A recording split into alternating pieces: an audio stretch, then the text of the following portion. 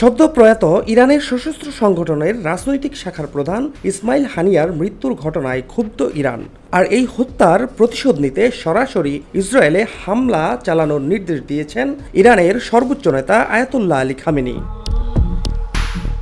নিজ দেশে হামলার এমন আশঙ্কার মধ্যেই নিরাপত্তা পরিষদের সঙ্গে জরুরি বৈঠকে বসতে যাচ্ছেন ইসরায়েলি প্রধানমন্ত্রী বেনিয়ামিন নেতানিয়াহু। ইসরায়েলের প্রধানমন্ত্রীর দপ্তর থেকে এ তথ্য জানানো হয়েছে।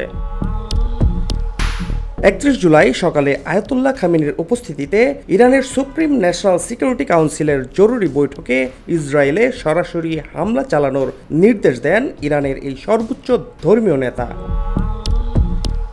বৈঠকের আগে ইরানের সর্বোচ্চ নেতা তার সামাজিক যোগাযোগ মাধ্যম এক্সের এক পোস্টে বলেছিলেন, ইরানের সীমানার মধ্যে সংঘটিত এই দুঃখজনক ঘটনার পর এই হত্যাকাণ্ডের প্রতিশোধ নেওয়া আমাদের কর্তব্য।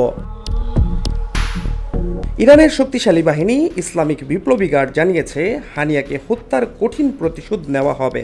তারা এক বিবৃতিতে বলেছে, তেহরানে গুপ্ত হত্যার শিকার হানিয়ার হত্যাকাণ্ডের জবাব হবে কঠোর ও বেদনাদায়ক। ইরান এবং প্রতিরোধ বাহিনী এই অপরাধের জবাব দেবে। হানিয়া নিহতের পর খামেনি প্রকাশ্যে বিবৃতিতে বলেন, ইরান এই হত্যাকাণ্ডের প্রতিশোধ নেবে।